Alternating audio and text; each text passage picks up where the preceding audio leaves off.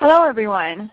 Welcome to today's live broadcast, 5 Steps for Publication Quality Fixed Cell Imaging the First Time, presented by Jason Kilgore. I'm Kristen Perret-Gentile of LabRoots, and I'll be your moderator for today's event. We are excited to bring you this educational web seminar presented by LabRoots and sponsored by Thermo Fisher Scientific. Before we begin, I'd like to remind everyone that this presentation is interactive. We want to hear from you. Questions, comments, and even answers can be submitted via the green Q&A button at the lower left of your screen. We'll try to get to everyone, but if not, we'll make sure to follow up with you by email. You can also enlarge the slide window by clicking on the screen icon in the lower right-hand corner of the slide window. If you cannot hear or see this presentation properly, let us know by clicking on the support button at the top right or the Q&A button in the lower left. I will now turn the presentation over to Jason Kilgore. Hello, everyone. Thank you for attending.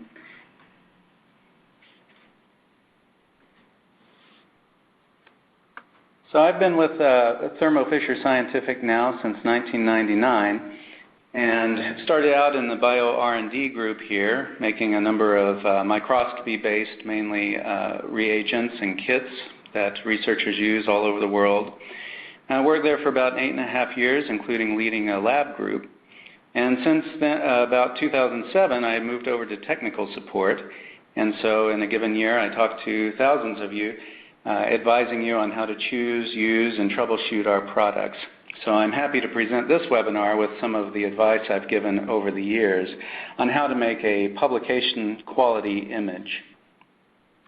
Most of the images that you'll see in this presentation are ones that I've taken over the years. Now, what do I mean by publishable image? Now, naturally, you want an image that conveys whatever phenomenon that you're studying and the results. But there are some certain guidelines that I think you generally want to have. For instance, you want to have an image that has very good signal to background, has good specificity, has a bright and photostable dye, and is able to convey the message that you need for the results that you've gotten. Here, for instance, are 2 examples of some images that at first glance seem to give you some valuable information. You see some specific labeling. For instance, on the top you see Golgi labeling on the cells. At the bottom you see a brain section with some Bergman glia. But if you look closely, you start to see some background. And compare to a cleaned up image, an image that used optimized protocols and techniques that I'll be talking about, you can see a much brighter signal that compared to the background and just a generally a better way to get your results. Let's talk about some of the processes that are involved in that. Now I'm going to talk mainly about microscopy. Some of this will apply to other techniques, but for this webinar I'm going to stick to microscopy and the dyes used for those, both for cells and tissues. Now we mentioned 5 steps to getting a publication quality image. Really there are 5 areas, and you can see them listed here, and I'll go through each of those as we talk through the presentation. The first area has to do with the very beginning. Just like building a house, you need a firm foundation upon which to start your assay. And that means the cell and tissue preparation at the very beginning. You know, how you culture the cells, how you fix and perm. So let's talk about those. First off, you want healthy cells. You know, never underestimate the value of the cells that you're imaging at the very beginning, right?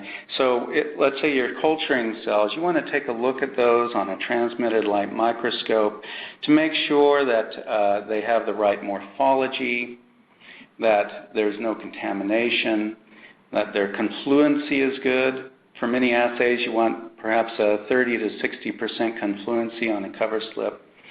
If you're using tissue, you want to make sure the tissue morphology is good. And so you have to have proper media, serum, the nutrients, good temperature and CO2 conditions.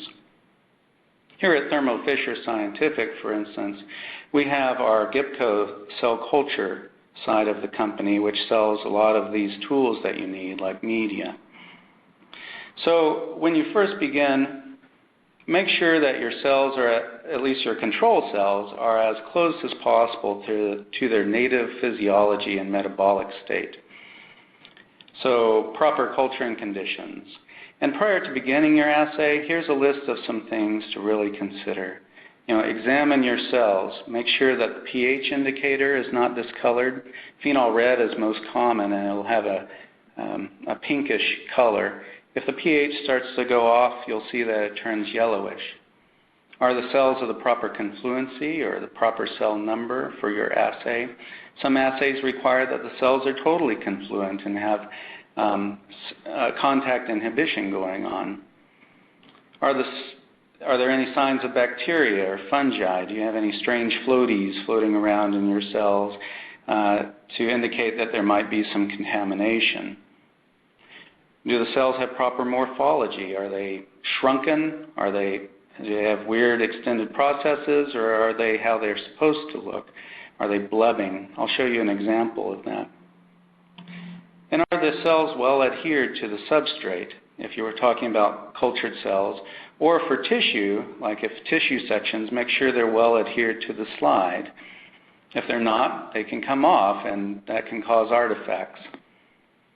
Also consider the basis of your assay. Do you need cells in culture? Or maybe you want to go to what is increasingly popular, a three-dimensional model. Up here in the upper right, you can see some images of spheroids, for instance, or using our algae matrix to make a true three-dimensional structure that's interconnected. And these are all considerations to think of before you begin your assay or right at the beginning of your imaging protocol. Here's some examples of some cells that aren't really in the best state to start with. In the upper left, for instance, you can see a couple of cells labeled with 2 fluorescent dyes, and the cell at the top is unhealthy. You can see what's called cell blebbing, where the plasma membrane actually extrudes out into the media, a good sign that the cell's unhealthy or maybe has the wrong osmolarity. In the upper right are some cells that are probably going through apoptosis. They don't like the medium it's in. They're starting to shrink, and you see these weird processes around the outside. And the cell on the left in that picture actually has nuclear fragmentation happening. This is a green nuclear dye called cyto13. And then at the bottom, you can see an example of some fairly confluent cells that are lifting off the cover slip that they were supposed to be adhered to.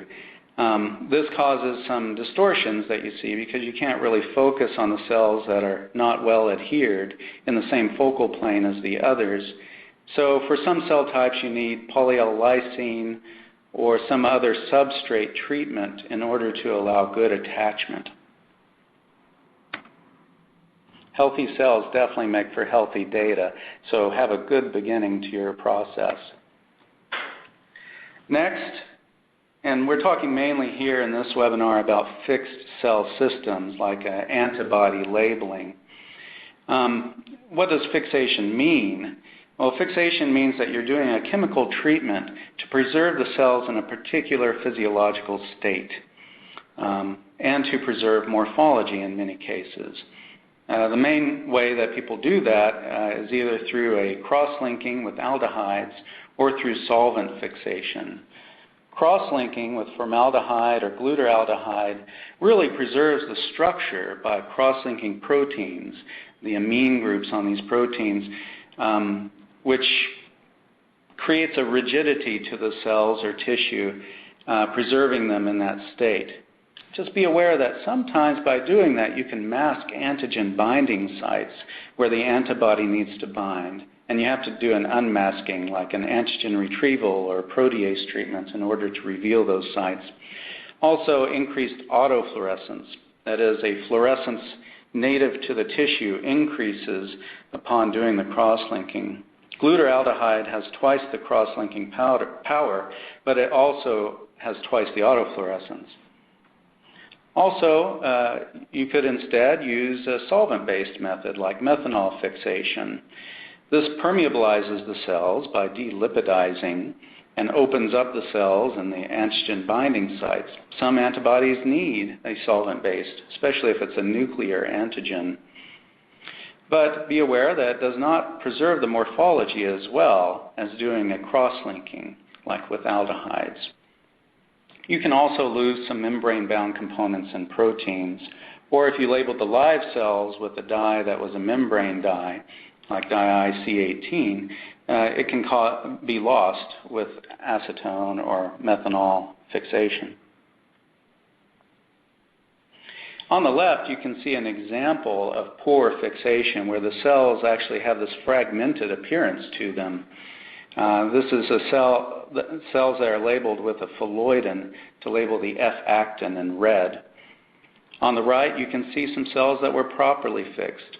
You see a nice morphology and good actin structure to those cells. These were fixed with formaldehyde, and I have a very basic protocol there at the top, basically fixing somewhere between 2 to 4%, and usually methanol-free is the best choice.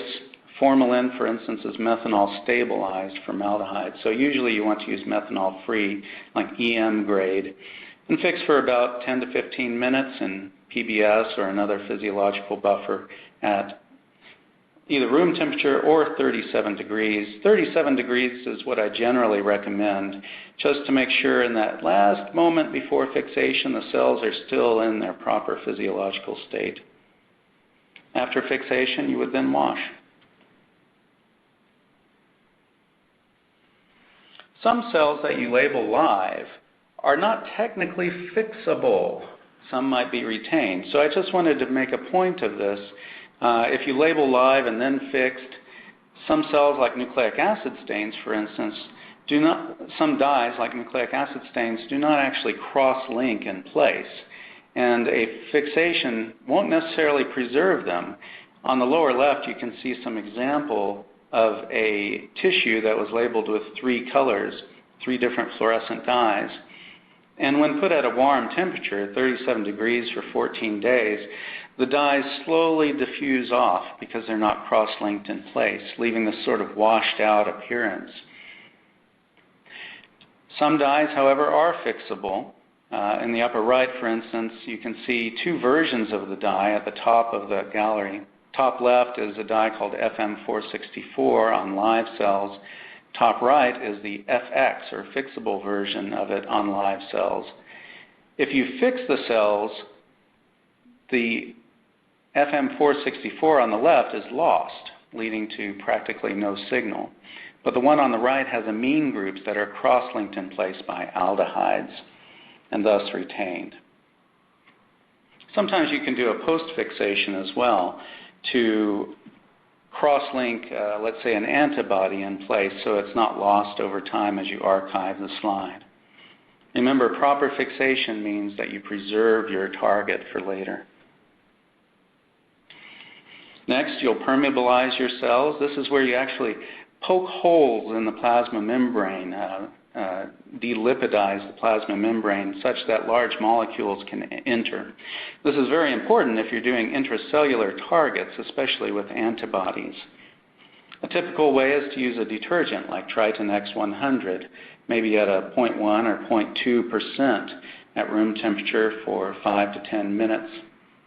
Sometimes you'll use solvent-based like acetone to do the permeabilization.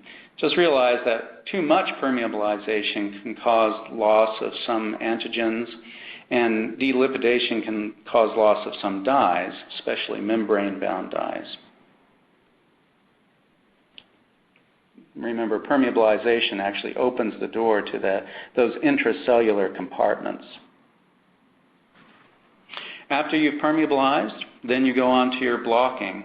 And I'll spend a little bit of time talking here about the different blocking techniques. Usually when you say blocking, like for an antibody, you talk about protein blocking.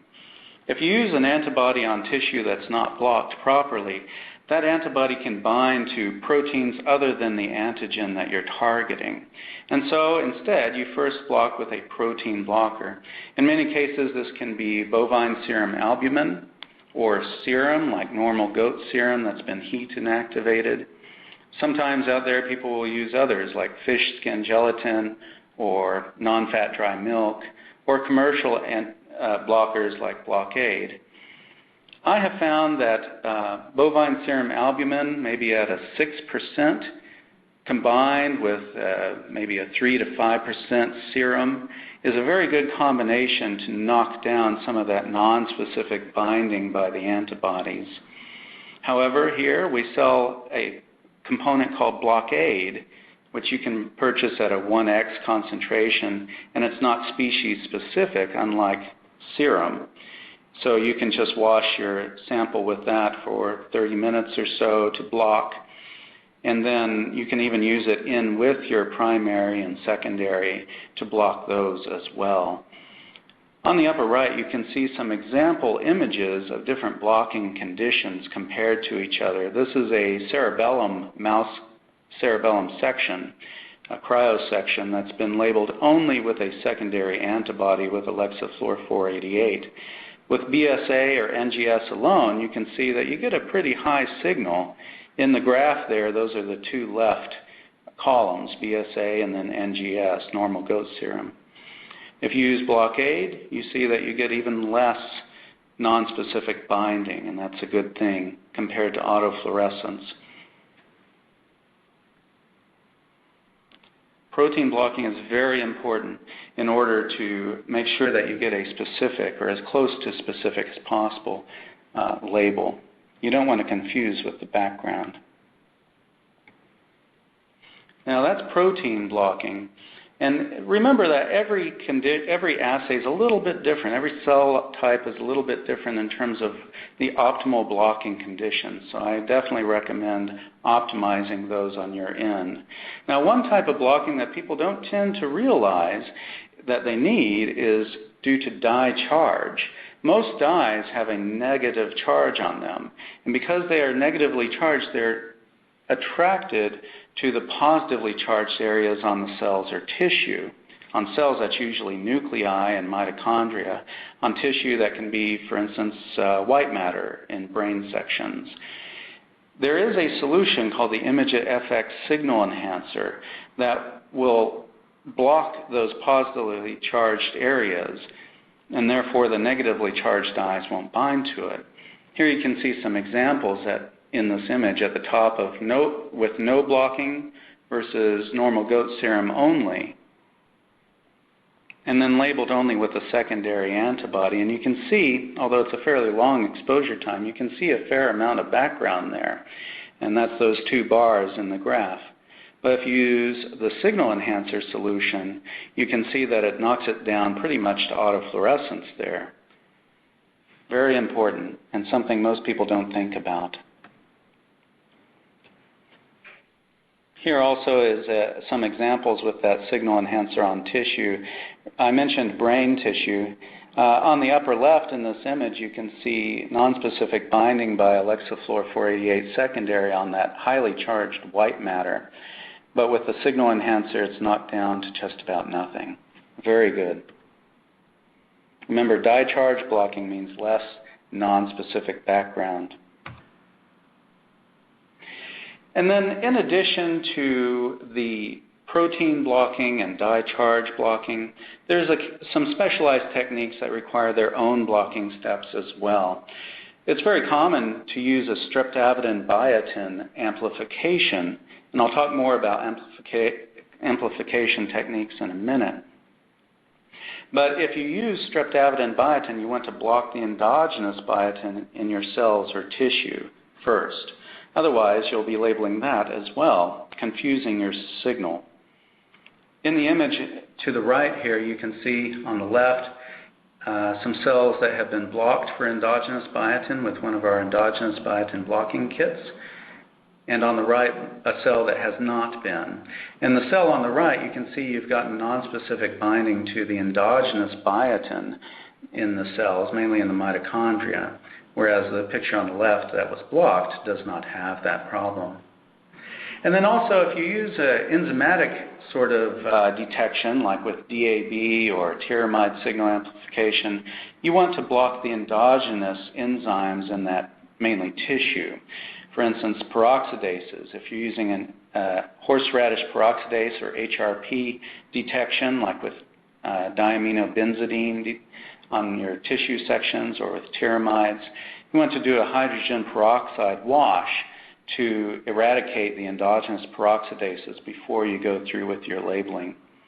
Phosphatases also, like for BSIP NBT detection, you want to reduce the endogenous phosphatases with levamisole. Always to get a specific detection. Okay, so that's blocking. One last thing I want to talk about cell preparation is autofluorescence. Cells, and particularly tissue, can have a certain degree of autofluorescence in it that can confuse your specific signal and lower your signal to background. Here's an image taken at 3 different wavelengths and then combined of a kidney section just for its native autofluorescence. And you can see in every color there's a certain degree of autofluorescence there. You don't want this, definitely. And there's a lot of different things that can lead to autofluorescence. It could be overfixation with aldehydes, especially glutaraldehyde. It could be the effects of xylene from your deparaffinization. And it could be endogenous proteins like lipofuscin, which makes those age spots in old people, right? Well, lipofuscin's inside also in tissue, especially brain. Or red blood cells are autofluorescent, or certain plant pigments. So what do you do about these autofluorescent problems? Well, first you can do a sodium borohydride wash. This is where you take sodium borohydride powder that you can buy from many different chemical companies, including the Fisher side of our company. And then you make it very freshly at 1 mg per mil in PBS, and you wash your tissue or cells with it 3 times 10 minutes. And you can see an example here of how I've knocked down some background in the red on these zebrafish paraffin sections. Sometimes people will treat their sections with Sudan black or to quench the background, or photobleaching it away with sunlight or strong UV light, but sodium borohydride is usually the best way to go. You can also amplify over the autofluorescence. Autofluorescence is usually fairly dim, but if you're trying to detect a low signal, now the signal to background is a big problem. So amplifying with a streptavidin biotin, or in this case, like I'm showing here, amplifying with a tyramide signal amplification kit. Here on the left you can see some tissue that has a pretty bad autofluorescence in the green. But after amplifying with TSA, I've been able to get a nice clean signal with the Bergman glia on these mouse cerebellum sections. You can see an exposure time of only 40 seconds on the right versus 200 milliseconds on the left. So 40 milliseconds versus 200, pretty much brighter on the right-hand side. And then finally, there's ways to use software to remove autofluorescence. For instance, you can leave one channel open. Here, for instance, I've left the red channel open, whereas the green has a few very specific spots on it that were labeled for proliferating cells with an anti-PCNA antibody on rat liver. I then took our imaging software, like our Celeste imaging software, and subtracted the red background from the green signal. And in the far lower right there, you see the result where you see just a few green spots where the specific signal is actually located. There's also special instruments out there from certain microscopy companies for spectral deconvolution, where single color dye samples are used to make a library and then of dye spectra, and then it subtracts that spectrum from your specific image. Remember, overcoming autofluorescence means more sensitivity to give you a better, more publishable image. It's all about signal to background. Okay, let's go on to step 2 here, and this is labeling your sample. Here we're talking about labeling with a primary antibody and optimizations for that. Using primary antibodies is a very common technique that's been well established, and there's lots of great references out there about the many different characteristics of using antibodies, which I won't go into here. But what are some things that you want to think about in order to get the most publishable image? First off, go with a respected company as your source for your primary antibody. And there's a lot out there that you can get from colleagues that they've made themselves in their lab, and that's fine. But generally, I'd say go with a company because they've really validated their antibodies well and have QC, quality control methods in place to make sure they're the best quality, like we do. Also, make sure that your antibody is relatively new and within its stability period and has been stored as we recommend. For instance, at 4 degrees for short term, sometimes frozen at -20. Is the antibody validated for immunocytochemistry or immunohistochemistry? You want to make sure your technique matches the antibody.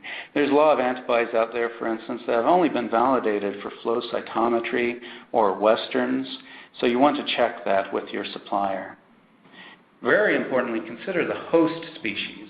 Do you want a mouse primary? Do you want a rabbit? Or whatever species they come from. You want to make sure it's not the same as your tissue that you're labeling, or you're going to label endogenous IgGs in your tissue. And you want to match it with your secondary antibody, and I'll talk about secondaries in a moment. Finally, do you go with a direct conjugate that has a dye already bound to it, or go with an unconjugated and then detect it with a secondary antibody? For microscopy, we generally go with a secondary antibody detection in order to get the best signal to background. Direct conjugates are very common in flow cytometry where the instruments are more sensitive, but sometimes you can use them on cells. Tissue usually has too much background and you need a further amplification. Here's a web resource listed here where you can find an antibody selection tool on our websites. Be aware also that we will also be providing a PDF of this presentation, and you can go to that PDF to find these URLs and our resources that I'm recommending. Second, every primary must be optimized separately. There's a lot of protocols out there, and I can't tell you how many times I talk to customers who are using a protocol that they've just always used with every antibody. And I'm here to tell you, you definitely don't want to do that because every antibody is a little bit different. There's even differences between lot to lot variability from a supplier. So you definitely want to optimize the fixation time and what fixative you want to use and the time for it. Very much the concentration or dilution of your antibody. Do you want 1 microgram per mil or 5 or 10 micrograms per mil on your sample? You usually want to try a range of different concentrations. Also incubation times. It's not uncommon to do 30 minutes or an hour incubation time with your primary antibody on cells, maybe several hours for tissue or even overnight at 4 degrees. Which is best for your antibody of interest? Often there's recommendations from your commercial source, but you want to test it on your own. Don't just go with what they recommend because every assay is different, every sample is different.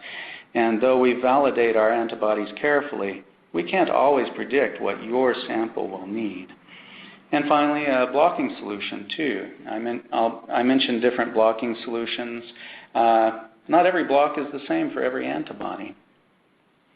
I won't go into antigen retrieval much, but just realize that if there's a chance that your antigen binding site has been masked, for instance, by your fixative, sometimes you can treat your samples with heat or pressure or certain buffer components to unmask those binding sites.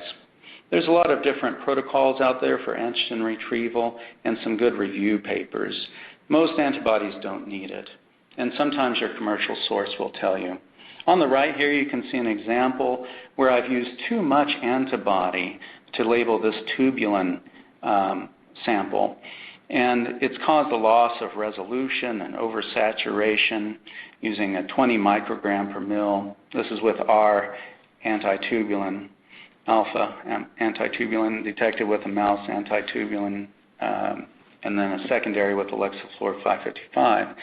On the right-hand side, you can see where I've used 5 micrograms per mil, which was right for this sample, and you can see some very good detail there. If your antibody is too old or stored improperly, it can degrade over time, leading to precipitants in the tube or nonspecific binding in your samples. Here in the top, you can see some examples of cells that weren't so great. On the upper left, this was that Golgi image I showed earlier. A lot of speckles off cell, a lot of speckles on cell, nonspecific binding that the blocking couldn't block. If you use a new antibody, in this case anti-Golgi 97, you get nice specific Golgi labeling. On the upper right, you can see a tubulin antibody that's degraded, giving you this sort of pearls on a string appearance to the tubulin. But a new one, you get very nice features like down below it. Remember, quality primaries means you get a quality labeling of your antigen. Very important. And I often have people call in here to tech support asking if their lot is a recent one. Maybe they forgot to put the date on the vial. So it's good to check that. Step 3 in our 5 steps is to detect your label. This is to detect with a secondary, for instance, or an amplification technique, and what controls to use. Secondary antibody usage is a very common technique. There's lots of review papers, again, out there. But how do you optimize it? This is where your unconjugated primary has been detected now with a secondary antibody that has dyes on it. You want to, again, go with a company that you trust, one that has good quality and a good quality control. They've validated it for these methods. Make sure your antibody is relatively new and within a stable period and stored properly. Very importantly, consider the host and target species. For instance, if you have a mouse primary, you want an anti-mouse secondary and a host that matches the serum that you're using, like, for instance, a donkey anti-mouse secondary. Now, if you're combining with other primaries, for instance, you have one rabbit primary and one mouse primary, you want to make sure that your anti-mouse secondary is cross-absorbed against rabbit, so it doesn't cross-label and label your rabbit primary too, and vice versa, that your anti-rabbit is cross-absorbed against mouse, right? So you can usually look into the certificate of analysis for your antibody to know what it's cross-absorbed against, or in the manual for that antibody, or just call us here at tech support. And then, do you want it to be dye conjugated or biotinylated or enzyme conjugated? We'll talk about amplification techniques in a moment. Realize that we have a web resource, too, that you can select an antibody at this URL. Remember, just like with your primary, you have to optimize your secondaries every time. One protocol does not fit every assay. Again, many labs have a certain protocol they like to stick to. Don't count on it. You need to optimize with a new sample and a new secondary, optimize the concentration. Usually for microscopy, we're talking between 1 to 8 micrograms per mil. Incubation time is very important. For cells, it's 30 minutes to an hour. For tissue, it's at least a couple hours, sometimes as much as 4 hours. And you want it to be in a blocking solution, at least some BSA, like 3% BSA, again, to help prevent nonspecific binding. Or our blockade solution is quite good. Remember, just like with primaries, quality secondaries means better detection, and you want to be as specific as possible. Let's talk a minute about amplification techniques. If you're not getting a strong enough signal with a standard secondary detection, you want to amplify it higher, above background. This is particularly important for low-expressing antigens, or maybe rare cell detection in your samples. In the upper left there is streptavidin biotin, or avidin biotin is another one. This is where you have a biotinylated primary or secondary antibody, and now you're detecting it with this hapten, right, a streptavidin that has been conjugated to a dye. When you use a standard secondary, you might get, as I show in the bottom there, maybe 10 to 20 dyes per target. But if you biotinylate and label with a streptavidin, now you're getting 20 to 40 dyes per target, so a much brighter signal. Then, if that's not enough, if you need an even brighter signal, you can go with the tyramide signal amplification, or TSA. This is where your secondary is labeled with a horseradish peroxidase, and then the tyramide reacts with the HRP in the presence of a little bit of hydrogen peroxide, and then binds covalently to tyrosine residues around the site of that HRP. This gives you hundreds of dyes per target, much, much brighter. But there is such a thing as too much amplification. So you want to consider the relative expression of your target. Is it a high-expressing antigen or a low-expressing antigen? Here's some examples. On the top, I have tubulin. Tubulin is a fairly high-expressing antigen in nearly every sample. Using a direct conjugate or a secondary detection like a goat anti-mouse, like in the middle there, you get a pretty good expression of the tubulin in the sample. But if you go with TSA, now you've oversaturated. You lose some resolution, and it's actually too bright. We had to throw a neutral density filter in to take that image. Whereas if you're going with a low-expressing target like alpha-catenin on the bottom, a direct conjugate or a goat anti-mouse secondary was not enough to detect it. You're not getting a strong enough signal over background. But if you use tyramide signal amplification, now you only have a 15-minute exposure and a nice bright signal with good signal to background. Recently, we have released our tyramide super boost kits, which have a poly-HRP. In other words, there's more HRP molecules on the antibody. And that means more reaction with the tyramide to give an even stronger signal. And you can see some examples here of just how strong it is. And because you get such a strong signal from your super boost tyramide kit, now you don't need to use as much primary and secondary antibody to detect it. So you can see some example dilutions here at the top of your primary antibody, and you're able to dilute down to 1 to 600 or even 1 to 1200 and still see specific signals. You definitely can't get that with a standard secondary technique. Remember, amplification gives you greater sensitivity. Let's talk for a minute about controls. And when I talk to researchers, sometimes they don't run all of the necessary controls to rule out possibility of nonspecific binding or nonspecific signal. So I've mentioned already a little bit about this, but let me make a finer point of it. So autofluorescence, right, where your sample has a background autofluorescence, if you don't have a control with no dye, right, no primary, no secondary, you won't know how much of your signal is due to the secondary and how much is due to the autofluorescence. So have a control with no dye whatsoever that you've washed and mounted the same way to see what that background signal is. If it's very high, you'll want to knock that down. Also, have a no primary control. This is where you only use a streptavidin or secondary antibody to detect, but no primary. But you've blocked it the same way. So here you're testing to see if your blocking is appropriate, or if the signal that you're seeing is due to nonspecific binding of your secondary antibody. If so, you'll want to block better, or maybe go with a newer secondary. And then finally, if you're doing multiple antibodies in your section or on your cells, make sure that you use cross-labeling controls. This is where you use the wrong secondary on purpose in a single color experiment. So if you have a mouse and rabbit primary on your sample, then you'll do a control with just the mouse primary and just the anti-rabbit secondary. And hopefully you won't see any binding. But if you do, now you know that you have the possibility of cross-labeling, and vice versa for the other antibodies, an anti-mouse on the rabbit primary to see if there's any binding.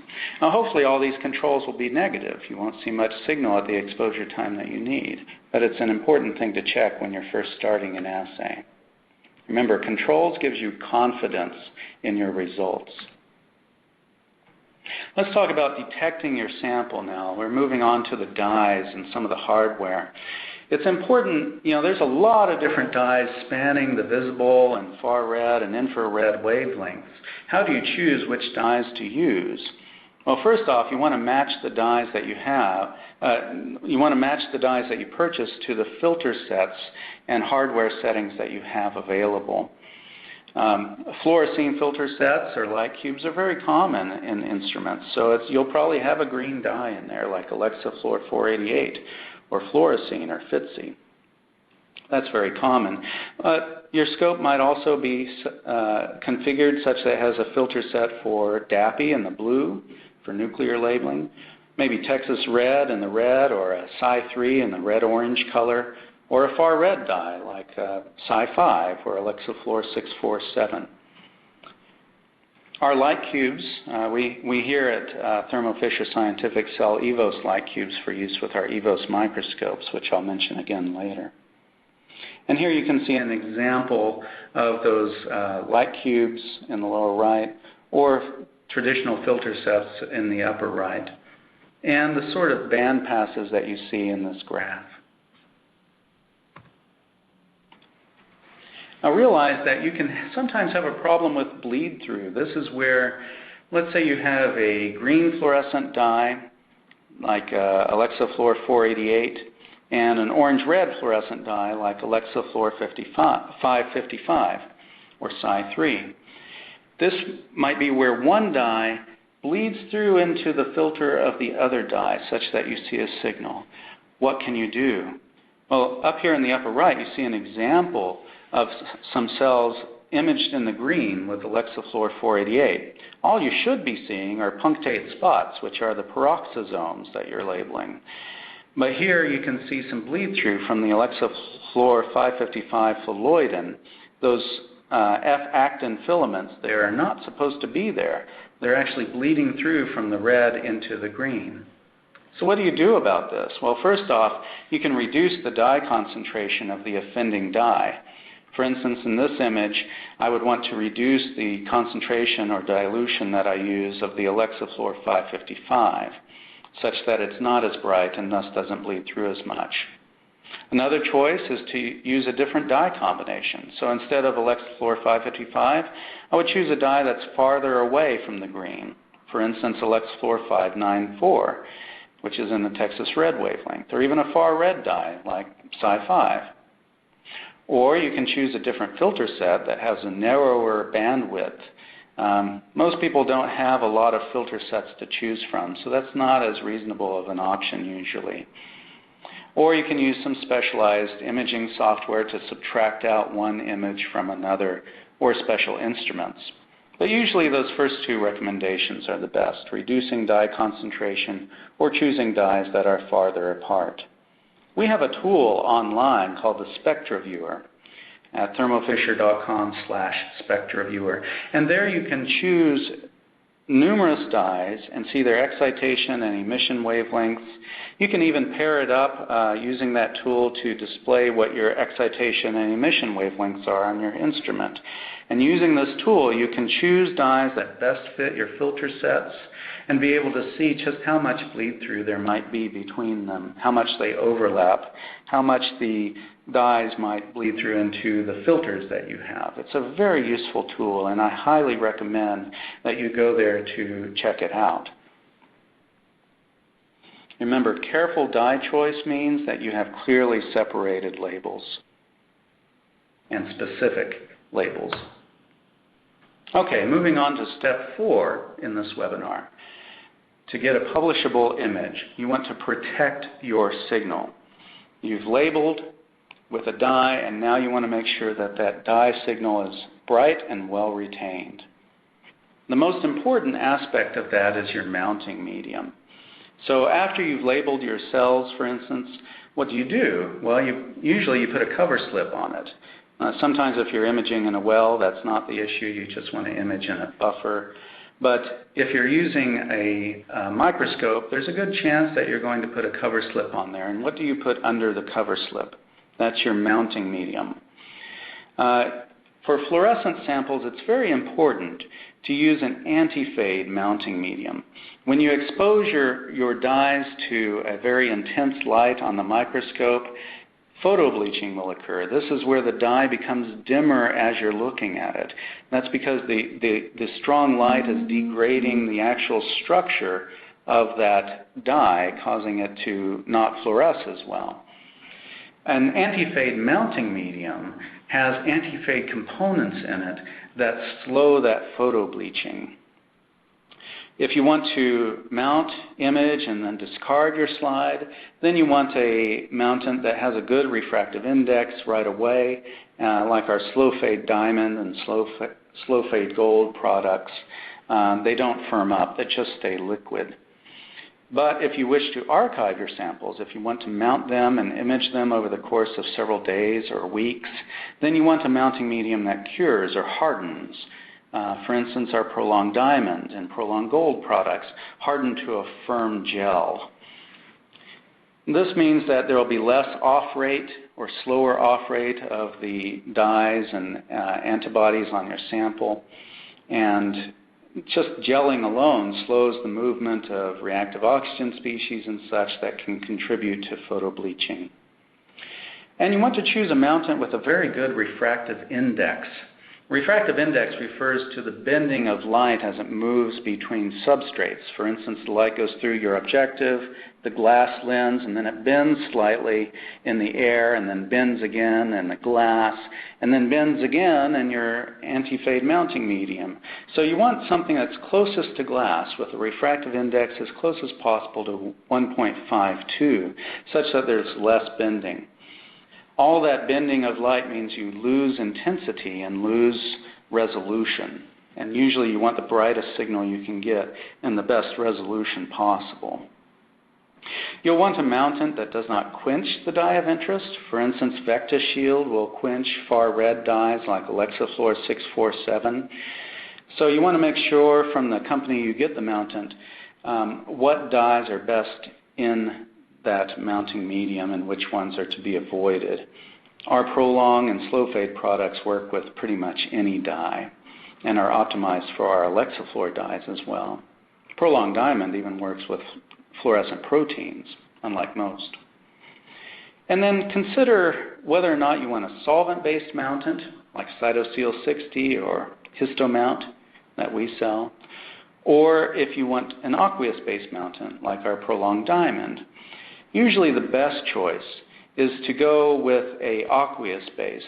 This is where you just move your samples from their last wash directly into the mounting medium without having to dehydrate or move your sample through solvents, as is commonly done with colorimetric dyes like hematoxylin and eosin. Fluorescent dyes usually don't do well with those dehydration techniques, so definitely, if possible, go with an aqueous mounting medium.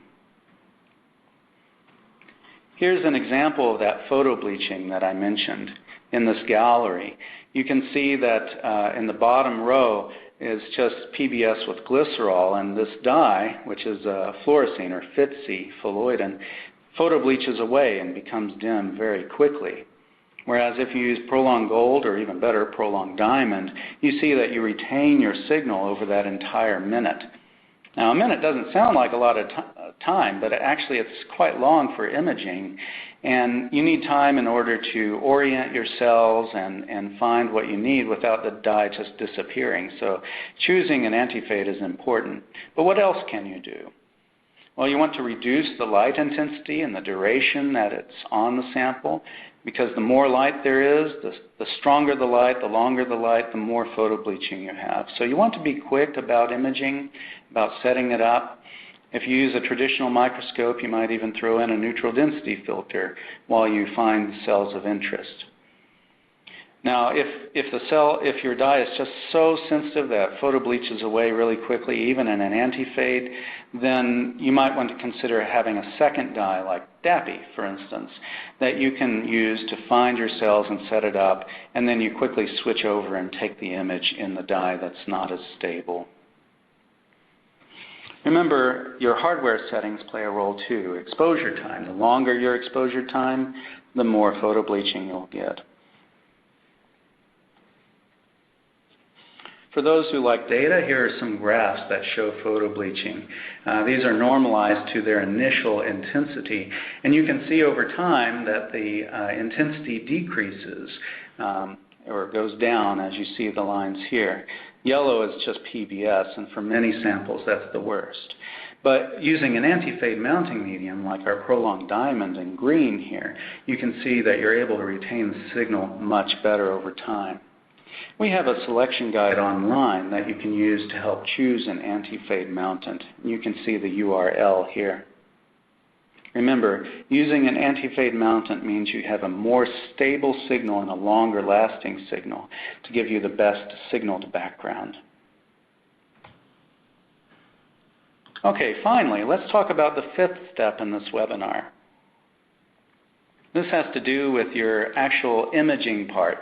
When you say get a publishable image, often people think that that has to do just with your actual imaging on the instrument. But as I've pointed out, the first 4 steps here are actually everything before that. What's the point in imaging something that's not already optimized with all those other techniques? Your image isn't going to be publishable unless you're able to do all those optimizations ahead of time. But now let's talk about the instruments and the software and hardware. First off, here is you can see an image of a typical objective lens that's used in a microscope. There's a lot of different aspects in choosing an objective, but generally you want to go with the best possible objective. Usually an apochromatic or S-apo or super apochromatic is your best because it corrects for chromatic aberrations in color and planar aberrations. So it's all about getting an image that is nice and uniform and co-localizes between colors very easily. And of course, you want to consider the magnification. How high do you want to go? Using oil will give you a brighter, more resolved image, but of course, oil has its own issues. I won't talk too much about choosing objectives here beyond that. But what are some things that you need to do about objectives and the lenses in order to get the best, most publishable image? Well, first off, make sure that your slides and cover slips are clean and dust-free before you begin your assay, and that your objectives are regularly cleaned and inspected because you don't want dust or debris or buffer that's been dripped on it to reduce your resolution. And choose your objective lenses wisely, as I mentioned. Also, the light source in your instrument.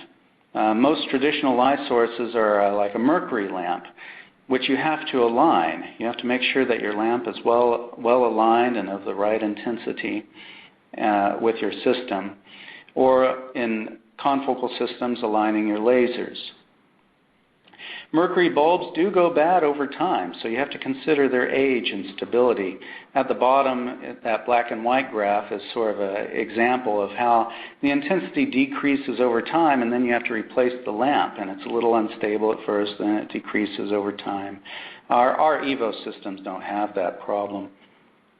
Also, align your condenser. If you're doing transmitted light imaging, the condenser lens under the stage for an upright scope or over the stage for an inverted scope has to be aligned and have what's called koehler illumination. That's where you center the condenser and try to get the best illumination. And those lenses have to be clean too. Here's an example of a traditional microscope where in the blue line you see the light, the excitation light for fluorescence travels from the mercury bulb, bounces off the dichroic mirror in the filter cube, and then down through the objective to the sample on the stage. The dye then gives off a wavelength that's higher, like in the green line here, that goes back up through the filter set to your eyes or the camera. In the red is a transmitted light from a tungsten bulb, for instance, that goes up through the condenser, through the sample, and then up to your eyes or the camera. And there's a picture of a Nikon scope at the bottom as an example. However, what we sell here are the EVOS microscopes. EVOS microscopes have a lot of great characteristics about them. One is that, well, first off, there's no eyepieces, right? But also, it has a very short path length for the light, which means that you're going to get a brighter signal. And that's very important for a publishable image. Get a nice, bright signal. And it also uses a light cube. We sell our EVOS light cubes that have the light, an LED lamp built into it. So there's no more aligning of mercury bulbs or having to replace mercury bulbs or discarding the mercury in a safe manner. Now it's built into that filter cube. So you get a nice, even illumination every time without it going bad. It's good for 50,000 hours. And you have built into this light cube the excitation and emission filters for that family of dyes. For instance, a GFP light cube will have those filters for GFP or fluorescein. And you can see the same, this is an inverted microscope, so you can see that it's the opposite of what the scope was I showed before, where all of the fluorescence is down below in the bottom, going up to your sample and back down to the camera. Notice there's no eyepieces, so you're imaging through the monitor. At the top is one of our EVOS FL Auto automated microscopes, and at the bottom there is our brand new FL Auto 2, the newer version of our automated microscope. Here's some examples of some hardware that has not been optimized. On the left is an image of some DAPI labeled nuclei, and you can see that they're dimmer on the upper right compared to the lower left. That's because this was taken on a traditional microscope where the mercury bulb was not aligned properly. And so you get a brighter sample. If you were to move this sample left or right on the stage, you'd see that the field of view is always going to be dimmer in the upper right. So you'd have to realign. And then to the right is an image of an objective lens that has not been properly cleaned. You can see that there's some dust and debris there, which will reduce your resolution and might cause other optical artifacts. And sometimes fibers can be autofluorescent as well. You can also see a little bit of damage to the objective there where it has scraped against the stage. Always got to be careful about that. If you want to learn more about our EVOS microscopes, there's a link for you at thermofisher.com/EVOS. Remember, proper hardware means you get the most efficient detection. Now, as you're taking your image on your microscope, usually you have some sort of imaging software. This software helps you take the image and helps you combine the different colors into one. And there's some very important aspects to keep in mind to get a publishable image. One is that you want to optimize the settings. You want a good exposure time that's not too bright and not too dim. Sometimes you want to adjust the gain setting. This is the voltage to the camera to get a brighter signal, but be careful. Too high of a gain, you can cause some background signal. Too long of an exposure time and you're saturating. Too low and it's too dim. Also, the light intensity matters a lot. With our EVOS systems, you can change the voltage to the LED. Usually you want it pretty high to get the brightest signal possible, but if you're going to photobleach your samples, you can also just reduce the light intensity by adjusting that voltage. On confocal systems, you want to optimize your laser intensity, raster speed, and raster average, and pinhole size. Also, give some thought to the type of file that you're saving. In most imaging software, you can save as TIFF or JPEG or bitmap. You can save as 8-bit or 16-bit. Why would you choose one versus the other? So, for instance, 8-bit images, that's if you're saving color or if you're saving annotations like scale bars, for instance. 16-bit is better for monochrome images. So if you're doing quantitation, 16-bit has more data on it. So you can get more data out of your sample. Remember, though, that 16-bit images won't open on many off-the-shelf software like Photoshop or Windows Image. It'll appear black or dark because it's only reading the first 8-bit images. So to open a 16-bit image, you need to use an image analysis software like our Celeste software or NIH Image J or Fiji. Here's an example of image acquisition software on our EVOS FL Auto 2 instrument. And let's talk about the settings here. So in the lower right, you can see where you can adjust the light, exposure, and gain, but the image is quite dim.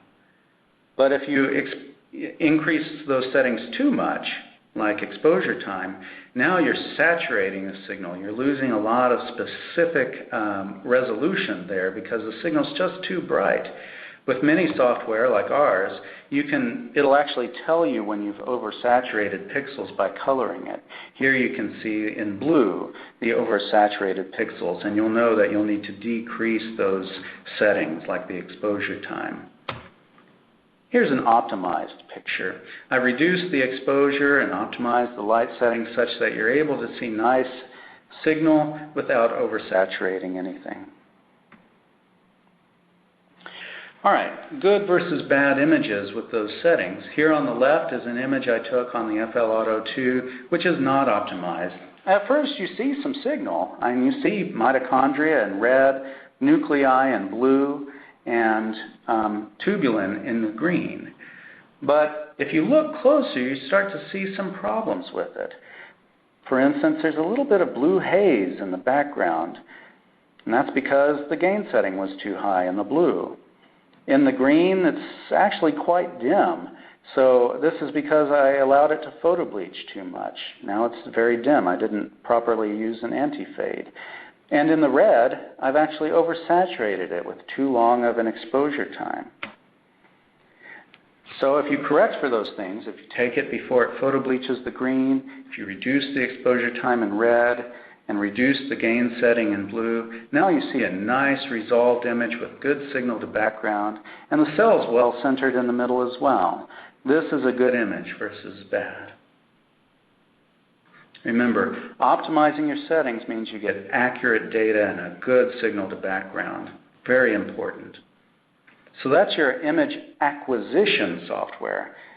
But once you've taken your image, you often want to analyze it on a different software package, your image analysis software. Here at Thermo Fisher Scientific, we sell our Celeste software, for instance. But there's others out there, like Image J or Fiji or various commercial ones that you can use. And there are some certain characteristics that you need to keep in mind when considering optimized publishable images. Here I've pulled up a 3-color image where I've taken each of 3 colors, blue, green, and red, in monochrome 16-bit images. And I recolorize it using the merge feature here. Here you can see in the lower right the colored version of that with all 3 colors. But there are some things that you can change, and maybe not in a good way. For instance, on the upper part of this image in the red block, you can see that I can adjust the brightness, the contrast, and the gamma. Now, it's okay to do that in some circumstances. Maybe you want to bring out certain features that you want the reader of your paper to focus on, and that's fine. Just realize that you're changing that picture in ways that may not be ethical, so you have to make any changes very judiciously, and I'll talk in a minute about the ethics of imaging. Now, once you've taken your image, how do you measure it, right? A publishable image isn't just about its appearance. It's also about the data that you get out of it. How do you measure that data? Well, here using our Celeste software is an image of some actin-labeled cells using a phalloidin. Well, one way to get the data is using a region of interest. And here you can see some regions I've drawn around some areas that represent bright signal versus a background. On the left there you can see a circle. That's the background that I'm comparing against. And all those other regions I'm measuring the average intensity of to get a value that I can compare between samples. Now, for a sample like this one, a region may not be the best choice because obviously I'm missing a lot of label there by using a region of interest. And so instead I might use a different way to measure using a thresholding technique. Thresholding is where you take your image and you adjust so that you measure over or under a certain intensity. So here I'm thresholding in blue those areas that are colored, and I'm adjusting the thresholding. Now here you can see the blue does not encompass all the specific areas, so now I want to threshold a bit more. And that seems to be pretty good there. Now if you compare from before, you can see that there's some areas that maybe is covered that I don't want to be covered, and a few areas that I'm missing. But if I go too high, now I'm going to start measuring background and black areas and non-specific signal that I probably don't want to measure. Now, one interesting feature about Celeste is that it has a smart thresholding method, and you can actually teach the system what's specific and what's not. So in the pale blue here, you can see the actin is very nicely selected and none of the background. That's a neat feature of Celeste. Now, I won't go into all the features of Celeste software here, but I urge you to learn more at our website. There's a lot of great function in that software package, including like 3D reconstruction or all sorts of different segmentation techniques and counting. So if you want to count cells in an automated fashion. All right, let's talk for a minute about ethics. And this is something that's not actually covered that much by other people out there, so I wanted to really make a point of it. When is it okay to adjust your image and when is it not? Most image acquisition software will allow you to adjust the brightness, contrast, and color. Maybe you can crop it. Maybe you can adjust your raw image and resave it in a certain way. That's okay, but there's some guidelines you need to follow. Never add something to your image that wasn't there in the first place, except maybe some annotations like arrows or scale bars. Never selectively remove something from the image, and don't selectively enhance one area of the image without performing the same manipulation to the whole image. And usually whatever manipulations you do to one image in your series, you'll do to all images in your series. Don't compare two images that have not undergone that same treatment. And don't crop your image in a way that removes valid, relevant data, even if it doesn't support your desired conclusion. I think we all who have experience have known someone who has broken some of these rules, and it's important to call them out on it. And if you do make any changes, it's a good idea to mention it in the captions of your paper. By the way, that cell in the upper right has not been manipulated. Those are nucleoli in the cell labeled with our cyto-RNA select green. I always get a laugh out of that picture. Remember, ethical imaging means trustworthy data, and thus publishable data. So that's pretty much everything that I wanted to go over in this webinar. Here's some very important web resources and some sites on our web pages that you can go to learn more about some of these characteristics. The top one is particularly useful for those who are new to fluorescence, our Molecular Probes School of Fluorescence, which has lots of useful techniques and information. The PDF version of this webinar will have these links. And finally, if you have any questions or need help with protocols, please don't hesitate to contact us at technical support. Here's our email address, and you can feel free to ask for me, Jason. Or you can go to your website, wherever you may be in the world, and go to the Contact Us for Support page and click on Technical Support. We have technical support groups all over the world to help you. I hope that you've learned a lot in this presentation about how to get a publishable image, and I'll be happy to take some questions from you now. Thank you for that presentation, Jason. We want to get right to your questions and input, so here's a reminder as to how audience members can communicate with us. Questions can be submitted via the Q&A button at the lower left. If we are unable to get to your question due to time constraints, Thermo Fisher Scientific will reach out to you via email. And our first question is, in what way do the EVOS microscopes differ from traditional microscopes? Well, when you look at an EVOS microscope, the first thing you notice is there's no eyepieces. You're looking at a screen. All of them use monitors. when I was teaching microscopy to beginning science students, inevitably the hardest problem they had was just learning to look through the eyepieces. And you have to worry about your glasses and the eye width and all that. So don't worry about that with these scopes. A monitor's great. Everything's digital.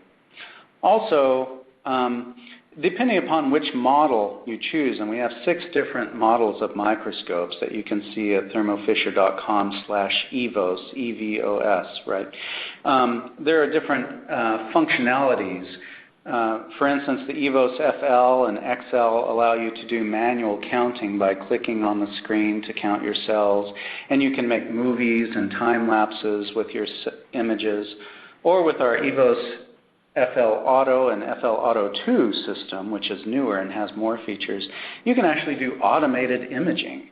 So you can put a plate on there, set it, and then tell it to go and have it image maybe once every 15 minutes or every half hour, or whatever, all through the night, especially if you have an on-stage incubator system, which is available as an accessory with those. And so that automated feature is great, and you can do Z-stacks with it, and you can do tiled or stitched images with it. There's a lot of great aspects, and we'll do demos in lab even. So if you're interested in the EVOS systems, you can check out the web page, or we can also help arrange to put you in touch with a representative who might do a demo with you. Great, thank you. For our next question we have, I've never heard of charge-based background binding, like when you talked about the signal enhancer solution. Do all dyes have this issue? Well, remember, this is about the charge on the dye, right? So most dyes have a negative charge. For instance, the Alexafluor dyes and fluorescein, and those have a net negative charge which will bind to positive areas on the cells or tissue. But they're all a little bit different in terms of how badly they'll bind. There are a few dyes out there, like Texas Red, for instance, which are zwitterionic, where it has one positive and one negative, so a net neutral charge. But even they can have a little bit of background binding due to charge. So I got to where I was using the signal enhancer solution, which I helped develop, by the way, in R&D, with pretty much every immunocytochemistry and immunohistochemistry protocol I did. It never inhibited binding, and it always seemed to help with pretty much every dye. Okay. My lab makes its own anti-fade mounting medium. Why not go with our own formulations? I've helped develop some of the anti-fade mountants here, either directly in R&D or as an advisory. And I can tell you we've tried every possible homebrew remedy that we have found that have been reported by labs or put on web pages. For instance, sometimes people use Trolox in solutions or N-propyl gallate. But I'm here to tell you that, or Dabco, they're not nearly as good as what we have optimized. I would definitely recommend going with a commercial anti-fade mounting medium like our Prolong and Slow Fade products, because we've done so much validation with a wide range of different dyes and techniques. Wonderful questions coming in. We have time for just one more. Our lab uses RPE for flow cytometry because it is so bright. Is it also suitable as a dye option for microscopy? Good question. Well, RPE, or R-phycoerythrin, is very common in flow cytometry because it does have a very strong quantum yield and extinction coefficient. It's a very strong intensity. However, it's not photostable. Even with anti-fade mounting mediums, the photobleaching is very bad. So you'll label your sample, you'll put it on your microscope, and the signal will go away very quickly, which is too bad. But you know what? We've got lots of dyes to choose from that are also quite bright, like our Alexafluor dyes and our dye-light dyes. So I would recommend going with those instead. Wonderful. Looks like we're out of time for questions. I would like to once again thank Jason Kilgore for his presentation. Do you have any final comments? No, just check out our webpage at thermofisher.com, and feel free to email us if you have any follow-up questions, and we'll be happy to help you. Thank you for attending. Okay. Thank you again to Jason Kilgore. I would also like to thank LabRoots for making today's educational webcast possible. Today's webcast will be available for on-demand until May of 2018. Keep an eye out for an email from LabRoots alerting you when this webcast will be available for replay. We encourage you to forward that announcement to your colleagues who may have missed today's live event. Thank you for joining us, and we hope to see you again next time. Goodbye.